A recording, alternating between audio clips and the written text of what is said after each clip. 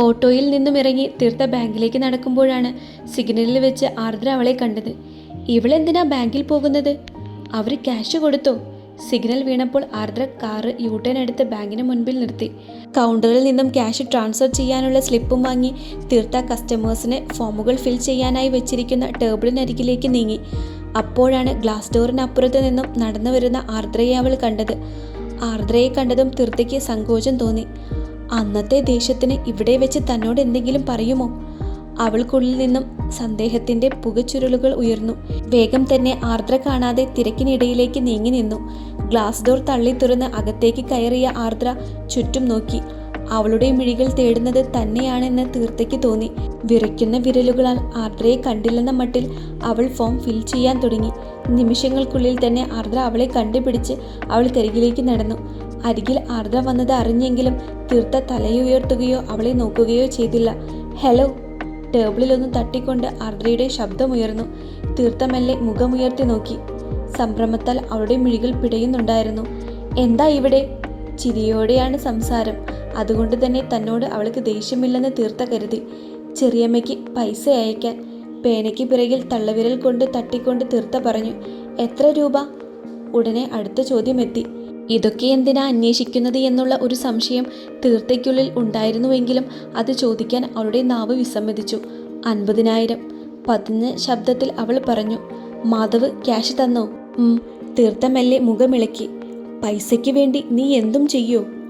അവൾക്ക് മാത്രം കേൾക്കാൻ പാകത്തിന് ശബ്ദം താഴ്ത്തി ആർദ്ര ചോദിച്ചപ്പോൾ ഞെട്ടലോടെ തീർത്ത അവളെ നോക്കി. ചെയ്യോ? അങ്ങനെയാണെങ്കിൽ എനിക്കൊരു ജോലി ഏൽപ്പിക്കാനായിരുന്നു. പരിഹാസത്തോടെയുള്ള ആ സംസാരത്തിന് മുൻപിൽ തീർത്ത ചൂളി നിന്നു. എത്രയും വേഗം എവിടെ നിന്നും പോയാൽ മതി എന്നായിരുന്നു അവൾക്ക്.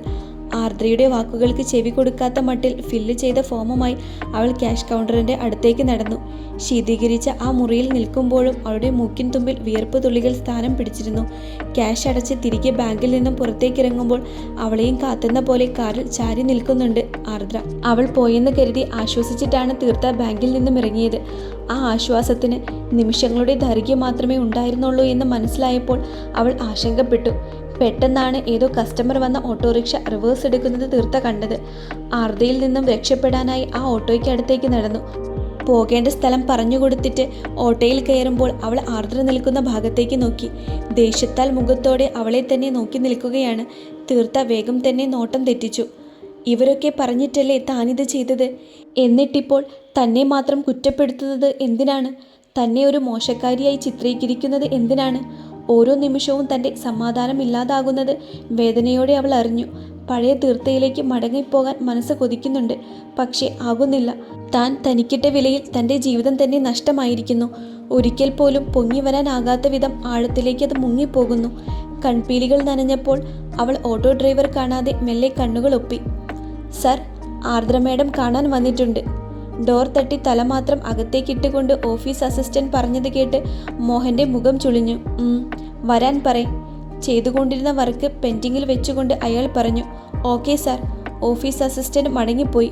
മുൻപിലിരിക്കുന്ന CCTV ദൃശ്യങ്ങളിലൂടെ ആർദ്ര ക്യാബിൻ ലക്ഷ്യമാക്കി നടന്നു വരുന്നത് അയാൾ കണ്ടു. ഇവൾക്കിത് എന്താ? ആദ്യമൊക്കെ ആർദ്രയെ കാണുമ്പോൾ വാത്സല്യമാണ് തോന്നിയിരുന്നതുവെങ്കിൽ ഇപ്പോഴത് ദേഷ്യമാണ്. എന്തിനു വേണ്ടി ഇവൾ മാധവന്റെ പിറകെ നടക്കുന്നു? ആ ചോദ്യം അയാൾക്കുള്ളിൽ ഉത്തരമില്ലാത്ത സമസ്യ പോലെ അവശേഷിച്ചിരുന്നു. അയാളുടെ ചിന്തകൾക്ക് തട സൃഷ്ടിച്ചുകൊണ്ട് ഡോർ തുറന്ന് ആർദ്ര അകത്തേക്ക് വന്നു. ചുണ്ടിൽ നിറപുഞ്ചിരിയാണ്. അവൾ പതിയെ നടന്നു വന്ന് അയാൾക്ക് മുൻപിലുള്ള കസേരയിൽ അമർന്നു. എന്തൊക്കെയുണ്ട് വിശേഷങ്ങൾ?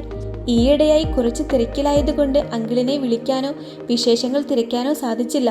അതുകൊണ്ടാണ് ഈ വഴി പോയപ്പോൾ ഒന്ന് കയറിയിട്ട് പോകാമെന്ന് കരുതിയത്. ലിപ്സ്റ്റിക് ഇട്ട് ചുണ്ട് നനച്ചുകൊണ്ട് അവൾ പറഞ്ഞു.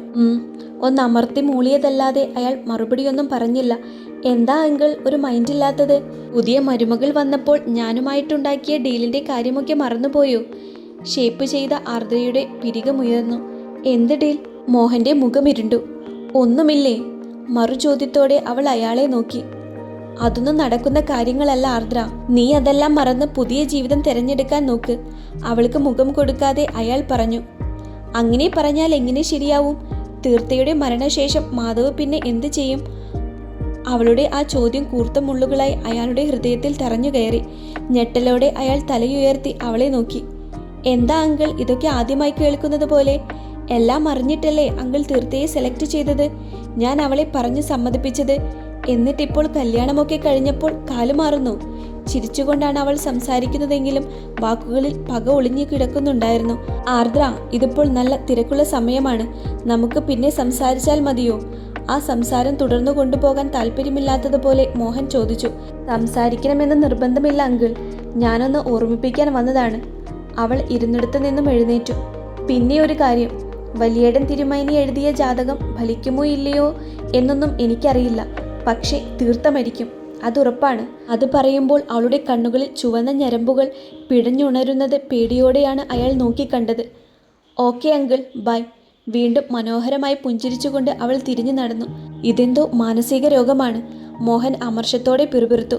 അയാൾക്ക് തലയ്ക്ക് വല്ലാത്ത പെരുപ്പ് തോന്നി. ചെയ്തുകൊണ്ടിരുന്ന വർക്ക് തുടർന്ന് ചെയ്യാനാവാതെ റിവോൾവിംഗ് ചെയറിൽ നിന്നും എഴുന്നേറ്റു.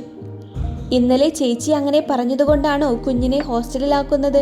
ചിറ്റയുടെ ചോദ്യം കേട്ട് സാമ്പാറിനുള്ള കഷ്ണങ്ങൾ നുറുക്കുകയായിരുന്നു തീർത്ത ഒന്ന് തിരിഞ്ഞു നോക്കി. ആ നോട്ടത്തിലുണ്ടായിരുന്നു അവളുടെ ഉത്തരവും. അതുകൊണ്ട് തന്നെ ജാനകി വീണ്ടും ഒന്നും ചോദിക്കാൻ മുതിർന്നില്ല. അവൾ ജോലികൾ തുടർന്നു. ഉച്ചത്തേക്ക് ഒന്നുമായില്ലേ? കുക്കറിന്റെ വിസിൽ കേട്ടപ്പോൾ അത് മാറ്റിവെച്ച് കായുപ്പേരിക്കുള്ള ചട്ടി അടുപ്പത്ത് വെക്കുമ്പോഴാണ് പാർവതി അടുക്കളയിലേക്ക് കയറി വന്നത്. ഇപ്പോൾ ആവും ചേച്ചി. കഴിക്കാറായോ? സാലഡ് ഉണ്ടാക്കാനുള്ള കുക്കുംബർ ഫ്രിഡ്ജിൽ നിന്നും എടുക്കുകയായിരുന്നു ജാനകി. ഇല്ല, ചോദിച്ചെന്നേയുള്ളൂ. പാർവതി അടുക്കളയിൽ മൂടിവെച്ചിരുന്ന പാത്രങ്ങൾ ഓരോന്നായി തുറന്നു നോക്കി. എന്തിനാ ഉച്ചയ്ക്ക് ഇത്രയും കൂട്ടാൻ? നമ്മൾ 3 പേര് മാത്രമല്ലേ ഉള്ളൂ? പതിവില്ലാതെ അടുക്കളയിൽ 3-4 തരം കറികൾ കണ്ട് പാർവതി ചോദിച്ചു. മോഹനേട്ടൻ ഉച്ചയ്ക്ക് ഉണ്ണാനുണ്ടാകും, ജാനകി പറഞ്ഞു. അപ്പോഴെല്ലാം പാർവതിക്ക് മുഖം കൊടുക്കാതെ തൻ്റെ പണികളിൽ തന്നെയായിരുന്നു തീർത്ത. ഒന്ന് മൂളിക്കൊണ്ട് പാർവതി അവിടെ തന്നെ നിന്നു. ജാനകിയും തീർത്തയും തൻ്റെ കുറ്റം പറയുന്നുണ്ടോ എന്നൊരു സംശയം അവർക്ക് തോന്നിയിരുന്നു. കുറച്ചു കഴിഞ്ഞപ്പോഴേക്കും മുറ്റത്ത് മോഹൻ്റെ കാറെത്തി. കൂടെ അച്ചമ്മയുമുണ്ട്. അമ്മയെ കണ്ടതും പാർവതിയുടെ മുഖം മങ്ങുകയും ജാനകിയുടെ മുഖം തെളിയുകയും ചെയ്തു. ആഹാ, അമ്മേ, എന്തേ പറയാതെ വന്നേ? ഉള്ളിലെ അമർഷ പുറത്തു വരാതിരിക്കാനായി പാർവതി നന്നേ ശ്രമിച്ചു. കണ്ണൻ്റെ കല്യാണം കഴിഞ്ഞിട്ട് ഞാനിവിടെ നിന്നിട്ടില്ലല്ലോ, അതുകൊണ്ട് കുറച്ചു ദിവസം ഇവർക്കൊപ്പം നിൽക്കാമെന്ന് കരുതി. ജാനകിയുടെയും പാർവതിയുടെയും പിറകിൽ നിൽക്കുന്ന തീർത്ഥയെ നോക്കിയാണ് അച്ചമ്മ സംസാരിക്കുന്നത്.